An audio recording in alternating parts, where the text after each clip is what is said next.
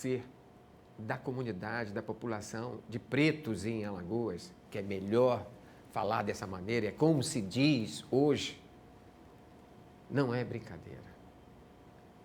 E na mesma situação, os povos indígenas.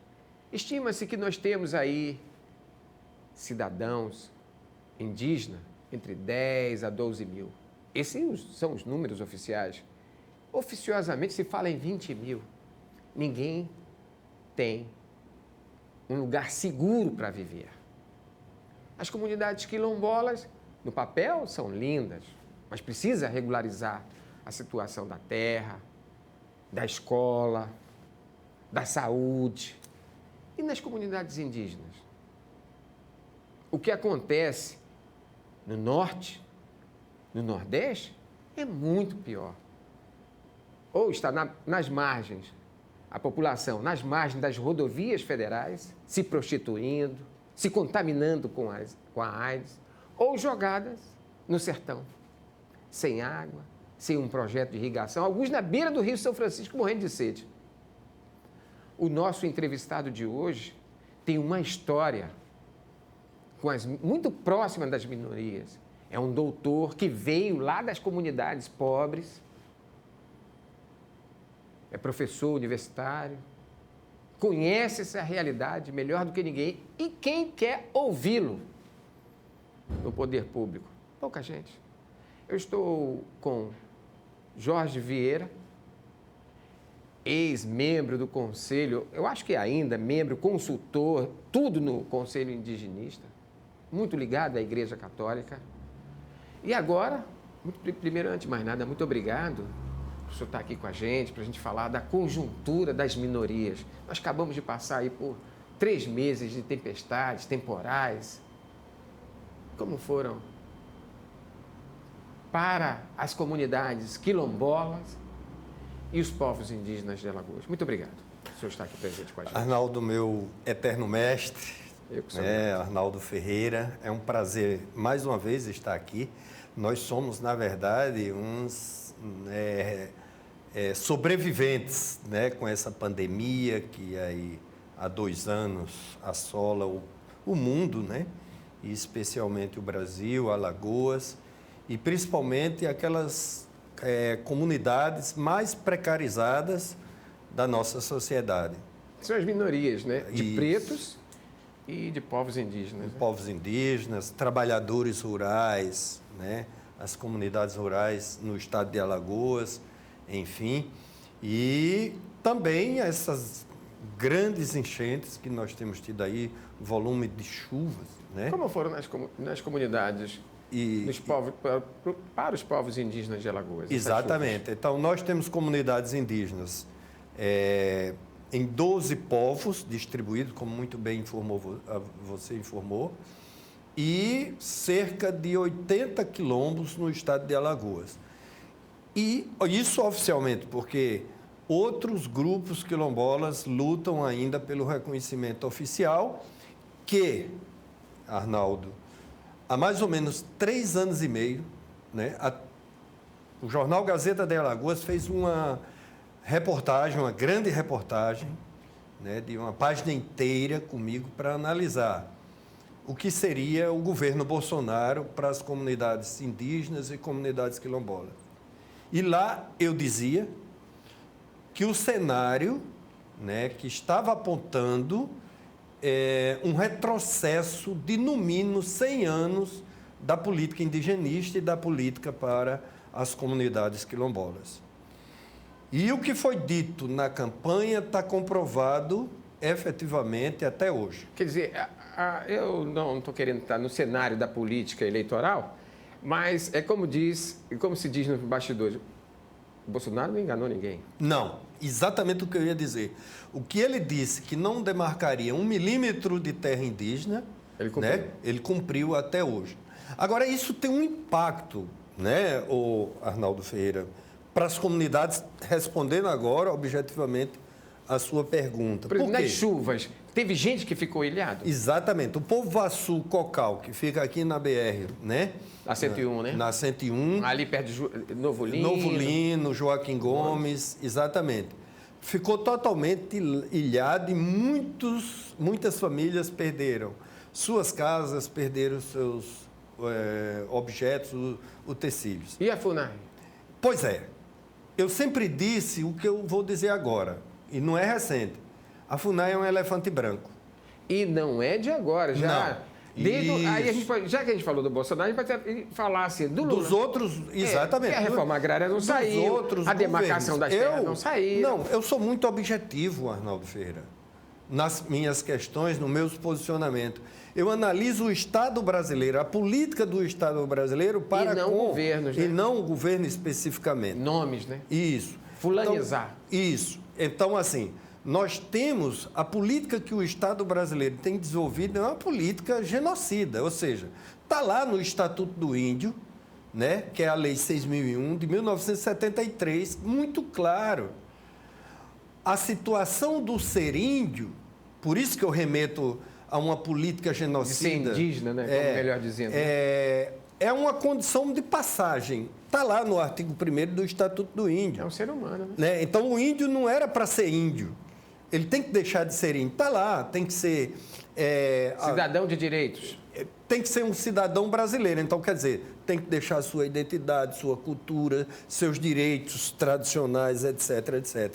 Então, está lá. O que vai mudar do ponto de vista legal é a Constituição de 1988, que vai, sim, garantir os direitos a essas populações. População indígena, os quilombos, está no artigo 68 das disposições transitórias, com muita clareza a regularização dos territórios quilombolas.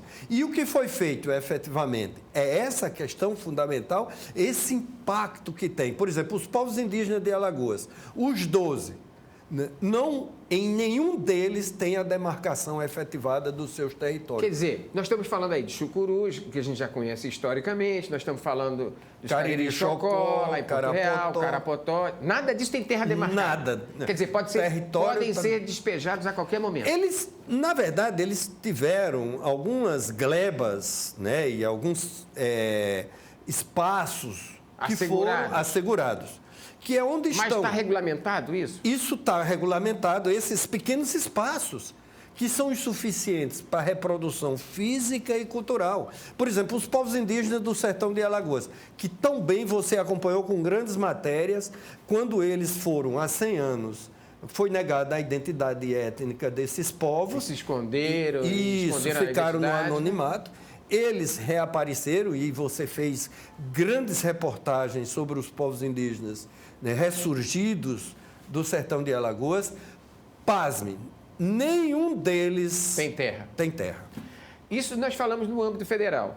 Nós tivemos aí governos progressistas, de Ronaldo Lessa, depois Teotônio Vilela, governo de centro mais progressista, agora da família Calheiros. Quem regulamentou as terras estaduais para esses povos? Então, mas aí tem uma questão de competências, né? Mas eles não poderiam resolver em território alagoano? Não, aí é de competência especificamente da União. Continuam sem terras? Continua, exatamente. Povos indígenas, FUNAI, que tem um papel, e como eu disse, elefante branco não existe. Que historicamente vem servindo para empreguismo. Exatamente. Né? O INCRA, para regularização da colonização e reforma agrária. Isso, das terras quilombolas, né? Foi feito do povo de Tabacaria, do grupo indígena de Tabacaria em Palmeira dos Índios. É o único território praticamente que está regularizado. Então, isso é competência da União.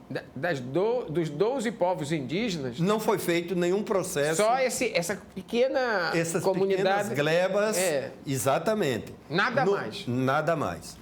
O processo foi judicializado no caso Cariri-Chocó, no caso Chucuru-Cariri, no caso Vassu está paralisado e nos casos dos povos indígenas do sertão completamente parados. Por quê? Porque diante do processo de regulamentação dos territórios indígenas, não saíram da primeira fase os povos indígenas do sertão, que é o relatório de identificação dos territórios tradicionais. O Ministério Público Federal tem alguns promotores envolvidos com a questão.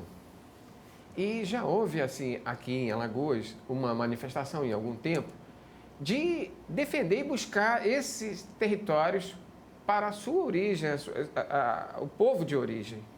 Como é que está O Ministério Público tem uma atuação garantida constitucionalmente. Federal. O federal, especificamente, Estadual, nesse o caso. artigo 232 da Constituição é muito explícito, que a competência do Ministério Público é acompanhar todo o processo de fiscalização e garantia desses direitos, da efetivação dos seus direitos. E o Ministério Público Federal tem cumprido esse papel. Só que é o papel de fiscalização, o papel de defesa dessas populações. Quer dizer, a proposta tem que vir de cima, né? A execução, repito... Passar pelo Congresso? Não precisa passar pelo Congresso Nacional. Quer dizer, é competência da União, do governo federal... Regulamentar a situação. Implementar a demarcação, a demarcação dos territórios tradicionais, no caso dos povos indígenas, e regularização dos territórios quilombolas, no caso do INCRA. Ô Jorge, como isso não acontece, eu vou deixar para o próximo bloco, é a questão do povo preto. Daqui agora eu fico com uma preocupação de falar, povo negro não é mais essa expressão, e corretamente não deve ser. O significado é outro, é muito maior. Mas o que a gente percebe é, por exemplo, quando vem uma cheia dessa, como não tem terra, não tem nada. Mas aí você tem outras... porque são fenômenos naturais. Seca, e no cotidiano, que eles são obrigados, saem daqui... A política de viram saúde. Aldeias de viúvas. Porque os homens vão todos para São Paulo, para viúvas de maridos vivos. De maridos vivos. São Paulo, Louveira, em São Paulo... É um ambiente que eles se deslocam para a colheita da laranja. Vacaria, né? No Rio Grande do Sul, a colheita da maçã. No Mato Grosso do Sul... povos indígenas de Alagoas? Povos indígenas de Alagoas. Quais comunidades que se deslocam para os homens? Os povos, os grupos do sertão, praticamente todos. Praticamente. Calancó, Caruazu, Catoquim, Coiupancá, Jeripancó. Não tem terra, mas tem um canal do sertão que passa nessas comunidades. Tem água lá? Inclusive, eu tive no Chile, num congresso da Relaju, que apresentei um trabalho, um artigo científico sobre exatamente a sua pergunta. Ou seja, o povo Caruazu é um povo que está localizado... Em Água Branca, Pariconha, município de Pariconha. Ali, né? Exatamente localizado onde passa o Canal do Sertão. E não tem água? Não tem água e não teve o seu território regularizado. Então, isso é uma situação... Morrer de sede olhando o rio. Agora, a questão da saúde é de competência também federal. Aí não tem mais o médico cubano. Tem médicos na comunidade? Exatamente. Foi um esvaziamento, foi uma perda incomensurável a saída dos médicos cubanos das comunidades. Porque eles tinham uma relação direta com as comunidades, eram respeitados, faziam um trabalho efetivamente muito produtivo. Hoje nós temos médicos, continuam médicos da saúde nas comunidades indígenas, que vão um dia, 2 dias, atendem, mas não vivem a relação com a comunidade. Agora, um problema muito sério é o problema da educação. Aí é de competência do governo do Estado. Aí tem que ceder os professores. Isso. Está cedendo? É um grande problema. Eu tive numa comunidade, antes de você já disse que é um grande problema, e é mesmo. Eu tive numa comunidade, a comunidade lá dos Vassus, e vi lá há um ano atrás, mais ou menos, ou 1 ano e meio, computadores que nunca foram ligados, porque lá não tem energia. Isso ocorre também em outras comunidades? Nós temos comunidades indígenas. Esse é o grande problema que eu estou colocando. Computadores que já foram desde o governo de Ronaldo Lessa. Né? Inclusive, desde já, me coloco muito à disposição, né, para o governador Paulo Dantas, para dialogar, trazendo, inclusive, as lideranças indígenas, lideranças quilombolas, para a gente discutir políticas públicas com o atual governo, Paulo Dantas, e com os candidatos ao governo do Estado. Todos os candidatos ao governo do Estado de Alagoas... governo, porque esse governo é tampão, né? É temporário. Mas tem coisas que efetivamente podem ser, dá tempo para ser... Por exemplo, você falou dos professores. Os professores vivem uma situação de total insegurança jurídica, porque eles são feitos a seleção, e por um determinado período exerce a atividade escolar e termina o contrato. Aí tem que fazer todo o processo seletivo. Resultado. Então, você veja, Nesse momento, a minha proposta, inclusive, uma das questões que poderia ser equacionada, é que esse contrato fosse efetivado permanentemente, que o governo de Pernambuco já fez isso. Ou seja, até se ter um contrato definitivo. Até ter concurso público Agora, específico para os professores indígenas. Nós temos aí o problema da violência e das comunidades afrodescendentes. Mas você vai falar para a gente como é que anda isso no próximo bloco.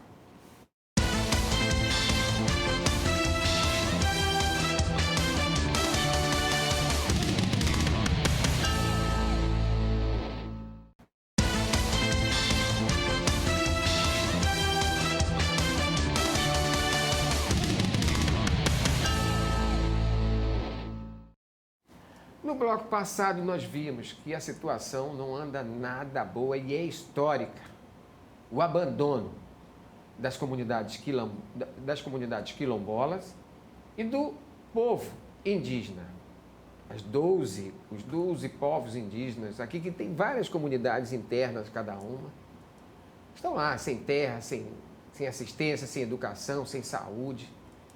E um órgão federal, uma autarquia, que, conforme Jorge Vieira disse, que é o nosso entrevistado de hoje, um ativista cultural, um homem ligado à defesa dessas minorias. Mas nós temos aí a periferia, a grande senzala urbana. Como é que anda, Jorge Vieira? Olha, Antes de mais nada, Jorge, como é que eu defino você? Você é do Conselho Indigenista, quem é você? Eu sou ainda do CIMI, sou ligado à igreja como membro voluntário, né? Porque por muito tempo eu fui membro efetivo, assalariado, né? Pela CNBB, pelo CIMI, para trabalhar com as populações indígenas. Hoje eu sou acadêmico, pesquisador, com doutorado, exatamente, com minha pesquisa dialogando a literatura com a antropologia, a linguística, literatura e antropologia, pela Pontifícia Universidade Católica de Minas Gerais, com a cotutela pela Universidade de Grenoble, na França, né? Stendhal, que agora Alpes III, mudaram na nova reforma universitária da França, foi dada uma nova denominação, então é Alpes III, Alpes III, né? A região dos Alpes franceses. E você continua na luta? Continuo na pesquisa, em vários níveis, né? Então eu sou aqui coordenador do Núcleo Acadêmico Afro-Indígena e Direitos Humanos do SESMAC, que foi criado em 2017 a partir de uma ideia brilhante do professor Douglas Aprato, um historiador renomado, junto com o nosso reitor João Sampaio. Foi instituído um núcleo para dialogar com todas essas populações tradicionais, né? Por quê? Porque há uma lei federal que define, né? E aí o SESMAC é protagonista nesse processo. Se não me falha a memória, é a única instituição que efetivou um núcleo com esse caráter. Porque o professor Douglas, naquele momento, ele me dizia: Jorge, o SESMAC vai criar um núcleo acadêmico, porque é inconcebível que eram as comemorações dos 200 anos de emancipação política de Alagoas, que o Estado de Alagoas não inclua, e a academia tem esse papel, incluir os principais protagonistas da história da formação sociopolítica e econômica do Estado de Alagoas, indígenas e afrodescendentes e quilombolas. E aí foi instituído. Então, eu coordeno desde 2017. Então, o SESMAC tem tido um papel fundamental de apoiar. Nós temos em torno de 15 pesquisadores ligados ao UNAFRA, que pesquisamos comunidades indígenas e comunidades quilombolas, além de dialogar com todos os cursos do SESMAC, com todas as áreas. Então, o núcleo é um núcleo interdisciplinar que dialoga com todas as áreas do conhecimento. O que quer dizer, nós já traçamos um quadro aí dramático das comunidades quilombola, do povo preto, dos afrodescendentes, dos povos indígenas. E a nossa periferia? Pelas suas pesquisas, por esse núcleo que estuda e que levou o senhor a sair lá, vir que o senhor conhece bem essa realidade, a periferia virou a grande senzala? Há no Brasil e em Alagoas um grande apartheid social, que nós somos hipócritas, nós da classe média alta. A gente faz de conta que não existe isso. Eu vou dizer assim, nós da classe média, né? A classe média não quer nem quer. Está alheia a essa discussão. Até porque a classe média é a pior, porque é mais hipócrita ainda, porque tem nojo do pobre e almeja ser rico. Entendeu? Então há essa ambiguidade profunda nos nossos segmentos sociais. Então, o que eu quero dizer com isso, Arnaldo? Nós estamos vivendo uma situação... Vamos dizer assim, alguns segmentos, porque eu acho que é muito forte dizer que a classe média, como um todo, tem nojo do pobre, porque estamos aqui, né? Nós somos classe média. Exato, mas aí você tem nichos que compreendem essa realidade. Claro, obviamente, que tem em todo lugar, você vai ter as exceções, né? Então, assim... A questão do negro, nós temos uma população majoritariamente negra, né, afrodescendente, quilombola. Vocês têm observado como estão isso. As periferias? A degradação social, periferia, comunidades. Olha, eu tenho um quadro que eu quero te trazer aqui, nas minhas pesquisas. É a comunidade Jacumocó, que fica no município de Poço das Trincheiras. Lá existem 6 comunidades quilombolas. Eu acho que provavelmente a sociedade nem tenha conhecimento disso. Não tem. Arnaldo Ferreira, eu sou racionalista por formação. Por formação. A minha primeira formação foi filosófica. Sou racionalista. Por definição. Mas você não acredita que o primeiro contato que eu tive e estou acostumado, já trabalhei nas favelas do Rio, na Baixada Fluminense, já morei no Morro da Conceição, na periferia de Recife, aqui em Alagoas, trabalhando com populações indígenas, populações afro. Eu fiz uma visita para iniciar a pesquisa com alguns alunos acadêmicos de Direito da Faculdade de Palmeira dos Índios, a essa comunidade de Jacumocó. Em um sábado, Arnaldo Ferreira, eu não aguentei dormir do sábado para o domingo. A população quilombola de lá está em torno de 180 pessoas dessa comunidade Jacu. 20% dessa população tem problema mental, tem problema de nanismo, tem problema de moradias, tem todos os níveis, nanismo, albinos. Fica onde? Fica no município do Poço das Trincheiras, né? O Poço das Trincheiras... E a saúde pública municipal existe para essas pessoas? Pois é. 40 anos, eu até escrevi um artigo sobre isso. 40 anos, Poço das Trincheiras foi dominado por uma família, né? Que nunca administrou a cidade em função da coletividade. Mas sempre esteve no poder. Sempre no poder. Efetivamente, o atual prefeito do Poço das Trincheiras, e foi ele, inclusive, que teve um papel, ainda quando não era prefeito, o Valmiro Costa, de apoiar a identificação dessas comunidades, a certificação, junto à Fundação Palmares. Ele tem dado uma prioridade. Então, algumas questões, por exemplo, de construção de casas, todas as casas só existia uma casa de alvenaria. Banheiros tem nessas casas? Agora foram construídas 50 casas... Com banheiros. Com banheiros, né, de alvenaria. Tem sido... Mas aí o mandato está de 1 ano e meio, mais ou menos, né, o que tem ocorrido. Tem priorizado a questão da saúde, da educação, porque é dramática a situação. Eu, pessoalmente, procurei o prefeito para conversar sobre isso, para mostrar a realidade. E quando você sai dessa realidade, quer dizer, aí é um abandono social, cultural, um abandono generalizado, né?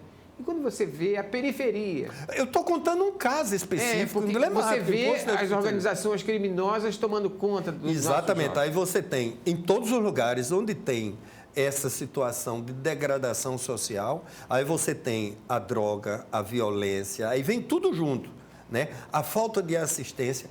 Aquela população a qual aquele grupo eu me referia... tinha, inclusive, me marcou muito, por isso que eu não consegui dormir, Arnaldo. Tinha um senhor lá, numa casinha baixa, um anão, e ele estava assim, com a camisa do Palmeiras, aí eu digo, vou provocar para ver se ele reage.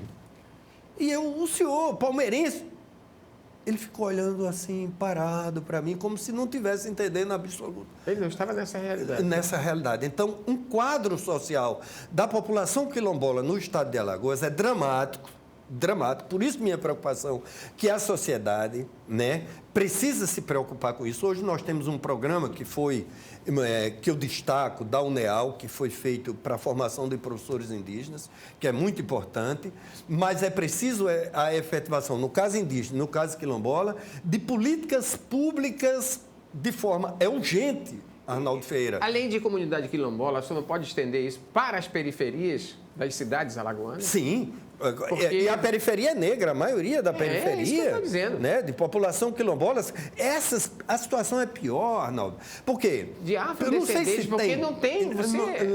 Porque o quilombo... prédios desses da orla você vê uma população negra? O quilombo está localizado ali, você identifica o problema ali, né? A periferia você não identifica que é pior. A problemática atinge todo o tecido social da periferia. E você não tem políticas públicas específicas para essas populações. Nós temos aí agora uma política estadual oferecendo dinheiro, né, para combater o analfabetismo. R$ 1.000, R$ 1.500 para quem voltar a estudar, R$ 100, R$ 150 para quem frequentar 75% das aulas.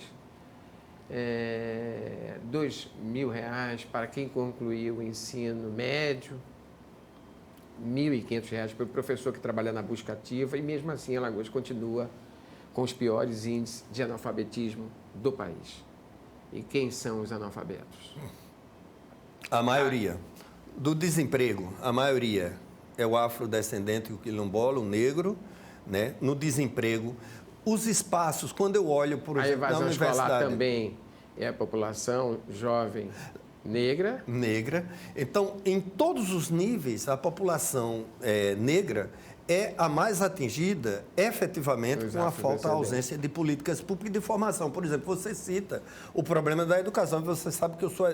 Você não sabe disso, Arnaldo Ferreira, que você foi mestre. Eu estou diante de um ex-aluno que agora é doutor. Isso. Que também é professor. Sabe como eu comecei minha primeira atividade profissional, Arnaldo Ferreira? Na alfabetização com o método Paulo Freire, na comunidade indígena Funiô, no município de Águas Belas, onde foi a minha primeira experiência, efetivamente, temos que retomar isso aqui em Alagoas? Exatamente. Nós temos que investir na formação da alfabetização das comunidades indígenas e na formação das comunidades quilombolas, mas aí tem uma situação concreta. Se você não tiver uma qualificação do profissional da educação... Nada disso, distribuição de dinheiro, nada disso. Exatamente. Política de Estado para a educação. Política de Estado tem que ser em todos os níveis, para... Primeiro, o profissional da educação, estrutura. Nós temos escolas indígenas aqui no estado de Alagoas, Arnaldo Ferreira. Nós temos comunidades indígenas, melhor dizendo, que não tem escola, o prédio.